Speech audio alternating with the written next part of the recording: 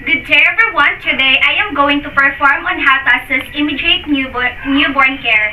Immediate newborn care is necessary since it prevents the hypothermia, hyperventilation, and also it provides safety and also caring for the mother and also the infant in the delivery room. So the first thing that you will need to do is to prepare the equipment. I have here my equipment gathered, so it is necessary in order to ease the flow of the procedure. And then after that, you are going to perform hand washing. So hand washing is necessary since it deters the spread of microorganisms.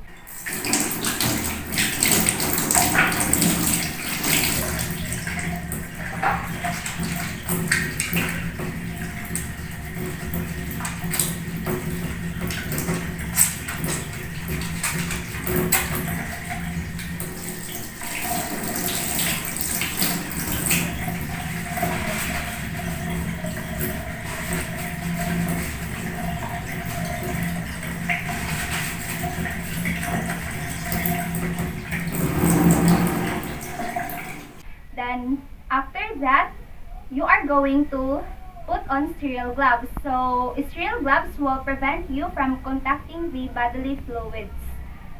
So since I don't have a sterile gloves, now I will make use the alternative or the non-sterile.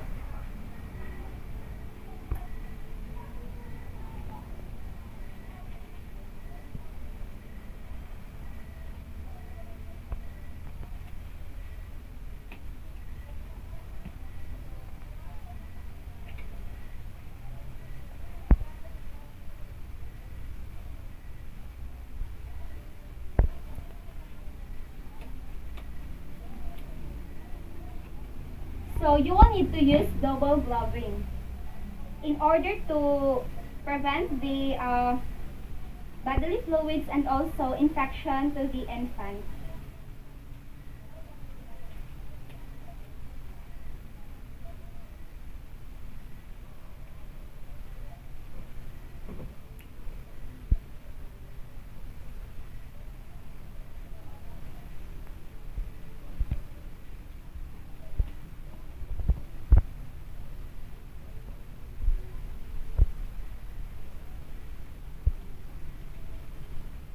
Then call off the time of birth. So for example, if what is the time for the infant, then now the baby's out 7 p.m. It is a girl. Then after that, you are going to place this one or lay on the mother's abdomen on the top of the sterile linen.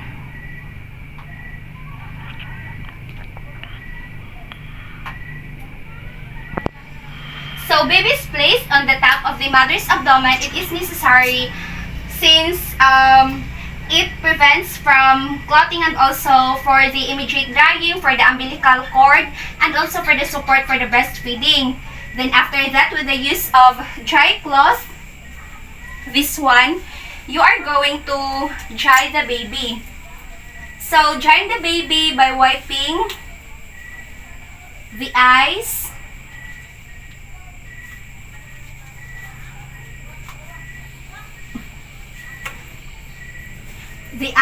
the head, the ears, the neck, and also to the other part of the baby's body. So it is necessary to deter the spread of microorganisms and also the spreading of infection. Then after that, you are going to do a quick check of the newborn's breathing while she is drying. Again, so it is necessary since it removes the excess of the amniotic fluid and also determine the unusual findings.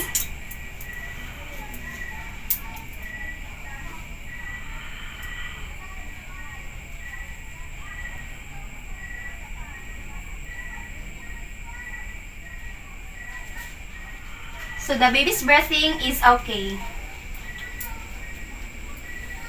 Then after that, you are going to remove the first set of gloves in order to deter the spread of microorganism or the spreading of infection. Then put this one on the trash can. So we have the first gloving. Then after that, you are going to clamp and cut the cord after cord pulsation have stopped.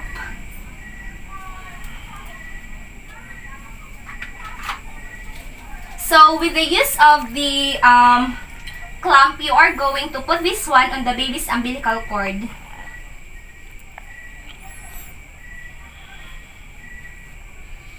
Imagine that you're performing the cutting on the umbilical cord.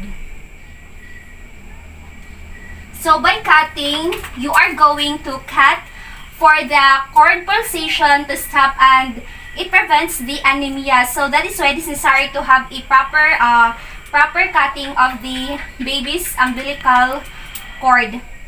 So an inch from the cord clamp,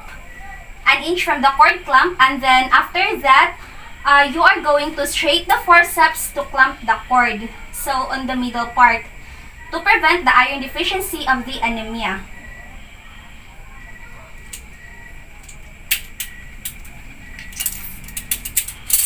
So after that one, you are going to have the cord clamped tightly around the cord at 2 cm and 5 cm from the base of the umbilical cord. So this one, then so that the baby is no longer attached to the placenta. That is why what I have doing in the few minutes ago. The cord I have done already the cord clamping, and this is now the result. Then after that, you are going to place again the newborns on the mother chest in skin-to-skin contact. So you are going to use a clean and dry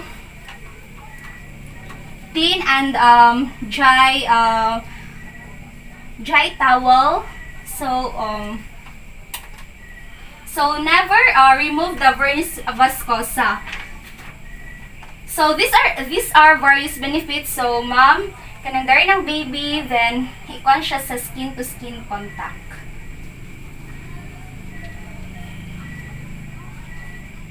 So skin-to-skin contact is necessary since it promotes bonding to the mother and also to the child. And then the various benefits of this one is the skin flora and also clean dry sheet.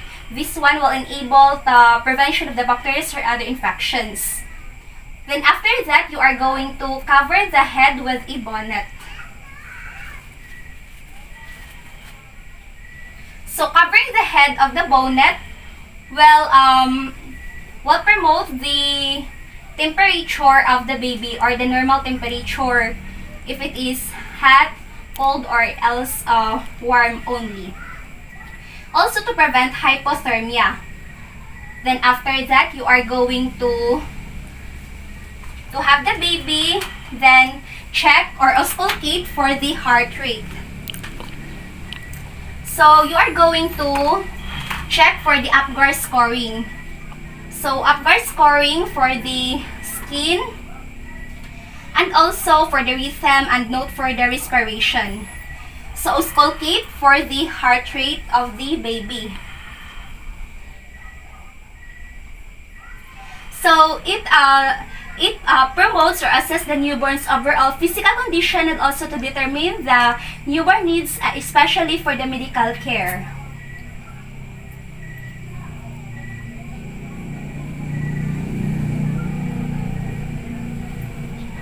Then after that, observe the newborn. So when observing the newborn, you are going to shows feeding cues, especially for the opening of the mouth, the tonguing, and also the licking. So you are going to check for the baby's mouth if she is ready for breastfeeding. The cues indicate the newborn need to be fed. So the newborn shows different signs. So make verbal suggestions to the mother. Then place again to the mother's chest part. So ma'am, ibalik na po na ako ang imuhang newborn since okay naman siya.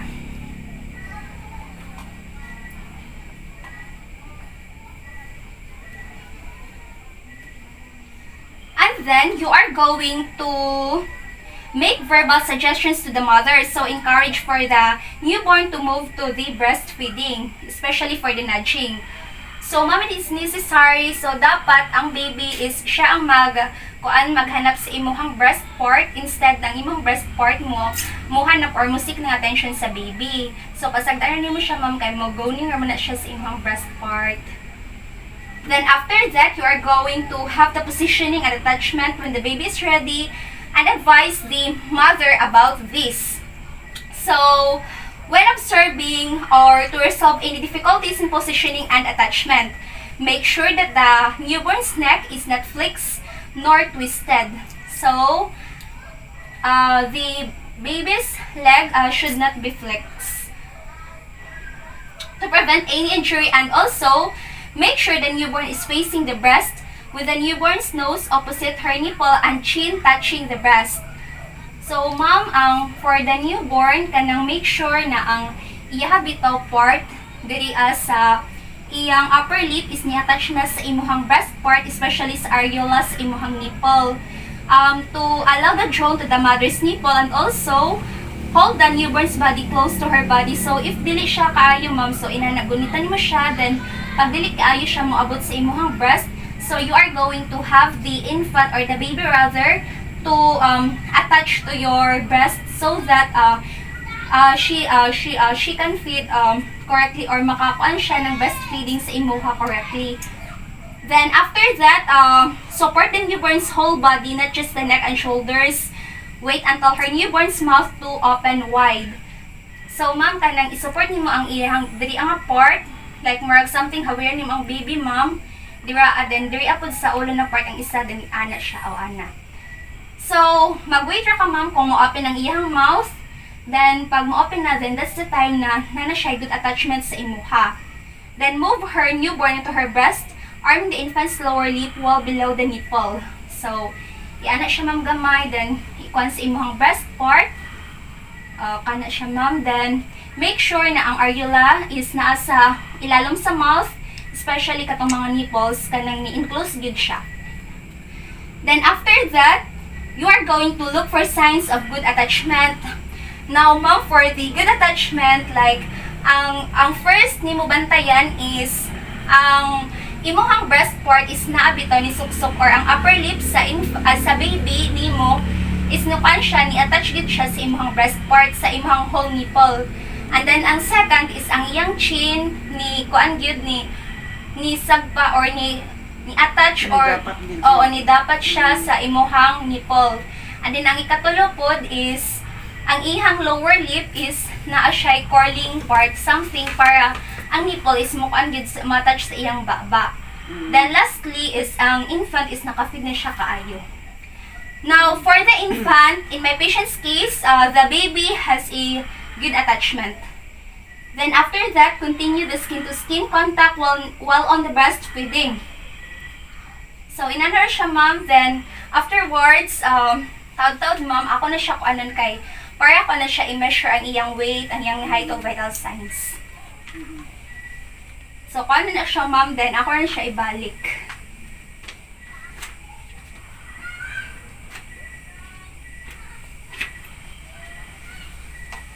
So, I am going to weight the baby.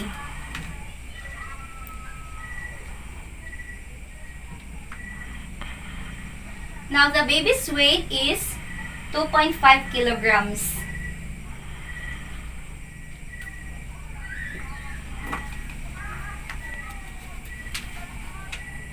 Ay, there siya, ma'am.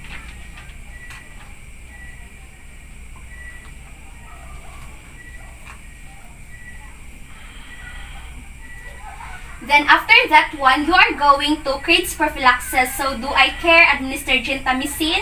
So, during this time, you are going to have the infant on the other side while doing the said procedure.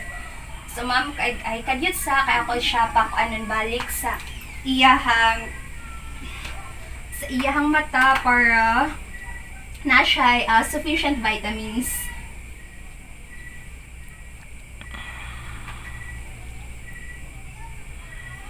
So, when administering this ointment or this eye drop, CRIDS prophylaxis will contains tetracycline ointment, and provide different institution for 2.5%, provide iodine drops to both eyes.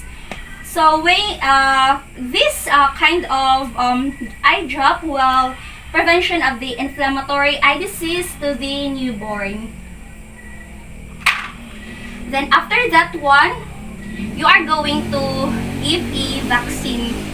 So this vaccine is needed especially to prevent any kind of infection.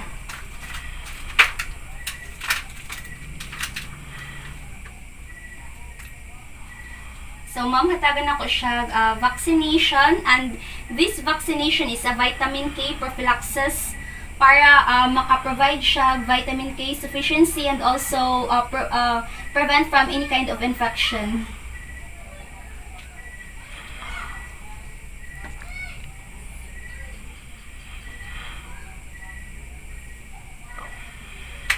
Then, after that one, you are going to inject also the 0.5 ml hepatitis vaccine. So this hepatitis vaccine will prevent from any exposure to the hepatitis, since newborns are prone to this kind of disease.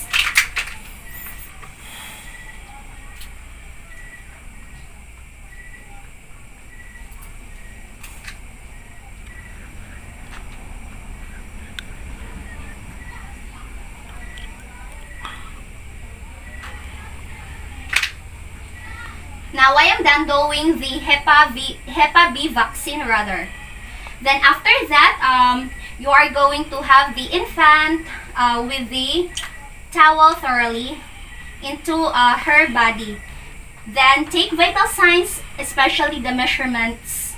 So, again, you are going to have on the area of the vital sign, taking of vital signs. So for this one, you are going to check for the head circumference, the chest circumference, and also the height of the baby.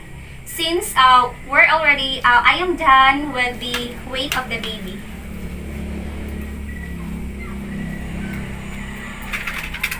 Now, I will make use a tape measure in order to measure the baby's head circumference, chest circumference, and also the overall height of the baby. Make use of the centimeter, not the inches.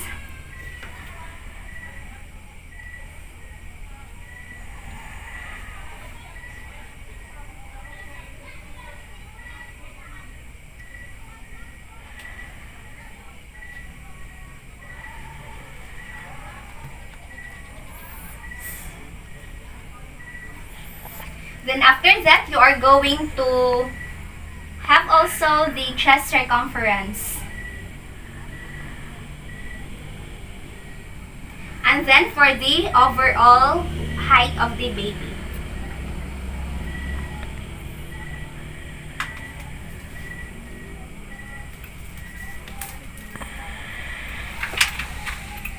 After that, you are going to check also for the heart rate of the baby.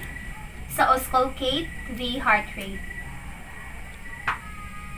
And then you are going to observe for 1 full minute. So, this ensures that the infant or the baby has no complications, or she has normal vital signs. So, the baby has a 140 beats per minute.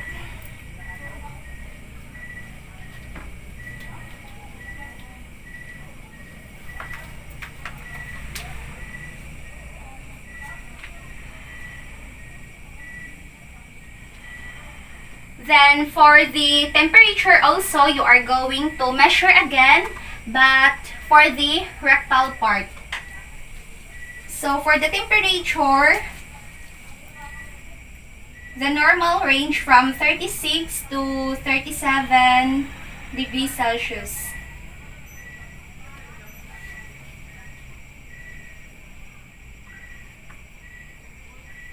So you are so wait until the temperature beeps.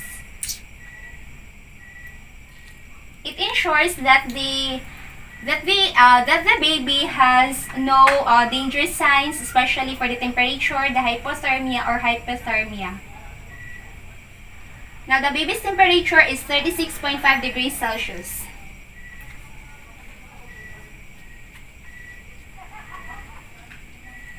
Then after that, you are going to perform a quick head-to-toe assessment. So for the head-to-toe assessment, check for the normal conditions or any underlying condition for the tenderness or any redness, soreness to the body of the baby.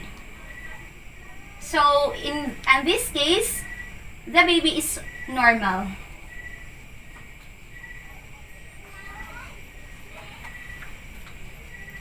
Then after that, you are going to have this one to the mother again. So when having to the mother, wait for almost 1 minute. Then after that, you are going to have the baby with the diaper.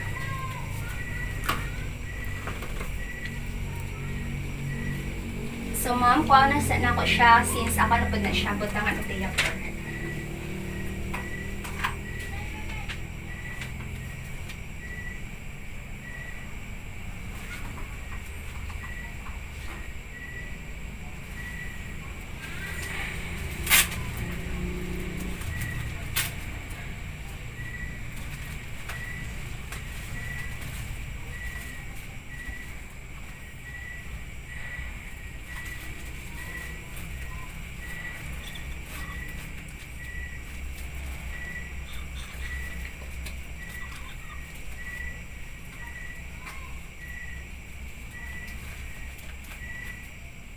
So, I am done doing the diapering of the baby. And then, after that, you are going to keep the cord stump closely covered onto the side.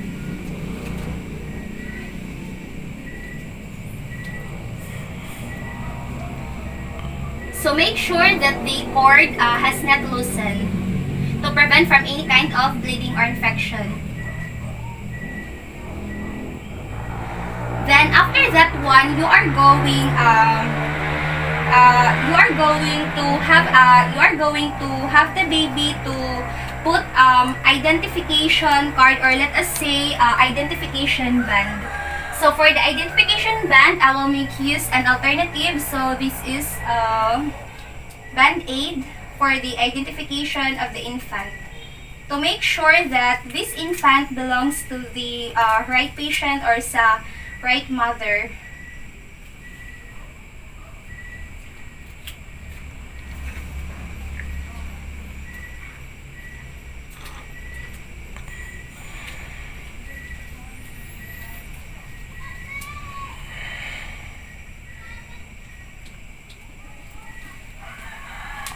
Then after that one, have the infant to the mother again within the skin-to-skin contact with the kangaroo mother care. So again, with the infant on the mother breast area. So like nakaingani siya, then diri ani mo i-hold mom ang isa ana siya. So for proper skin-to-skin contact, it provides bonding, and also you are going to place the baby in the upright position between the mother's breast, chest to chest. So this one. And then, after that, you are going to turn the baby's head to one side slightly extended. So, this, ma'am, i-try mo siya pag diri ang part. So, pag mag-breastfeed na siya, kung dira kung okay, then pag diri na po sa laing nga part. Then, do how teaching for breastfeeding. So, ma'am, for breastfeeding, ang sa proper engagement, katong ganina sa akong i-discuss, na pag ang upper lip niya is mas mukan siya sa breast part, so kung ma-attach ang iyahang upper lip, so na-consider na nato siya. Then another one also is katong ang iyahang lips or iyang mouth is mas mo, or iyang chin part mukan bitaw mo sabod sa ma-attach sa imong breast part. Then, ang iyang lower lip is more something mukunot siya para mo sup-sup na siya sa imong nipple. So, that's the time na makaingon ka nga na ay proper engagement sa infant or sa baby. And then, after that, mom, sa line-line po na position, kung sa newborn, kanang common siya, kanang ing anak, then, hulatan nimo nga ang baby is siyang musik sa tutoy or else kaysa ang tutoy ang mukuan sa baby musik. So, for proper also nga breastfeeding mom, pag dili kayo siya mututoy, so pwede ka mag-cup position or C position. Like, inani siya bika ma'am, halay mo hands. Then, ikuan mo siya anak ma'am. Then, ang thumb ni mo is sa ubos nga part o inana. Oo, then, sa taas nga part sa imuhang tutoy. O inana siya ma'am. Then, pag sa U position, anak siya. Ang thumb is there as sa outside, ang fingers sa inside. O, inana siya, ma'am. So, this proper teaching, pwede na yung balik, ma'am, kaya nagtutipam ng bata. So, this teaching is necessary since it provides proper bonding and also good breastfeeding to the infant. Then, after that one, you are going to since you are done with the health teaching, so do aftercare since the mother and the baby is okay. So for the aftercare, you are going to have the mother's privacy and also for the infant to have a safety. So ma'am, kanang okay ka ma'am? Sige ma'am. Salamat ma'am. Then wala kay complications sa baby? Sige. So nito tira siya ma'am? Sige. So, kaning di ay ma'am ang iyahang bonnet katong ganina since pag kuan na ko sa kuan is wala na siya nabalik kay nag-take pa ko sa iyahang vital signs. And then sa pag document pud na ko ma'am, ganina sa iyang temperature is 36.5, then 2.5 kg siya. Dahil normal ang iyang height sa iyang head circumference sa chest circumference. And then after that one, so, kanang okay na to siya, ma'am. Wala kay pangutan or queries? Okay. Sige. Thank you, ma'am. So, after that one, you are going to dispose the materials. So, do aftercare or you are going also to dispose the gloves. Then, after that one, you are going to perform hand hygiene. Since hand hygiene will deter the spread of microorganisms. Then after hand hygiene, you are going to document the whole procedure and then evaluate the said responses or the result of the said assessment in order to have the future references and also for the documentation for the next check-up in order to avoid any complications.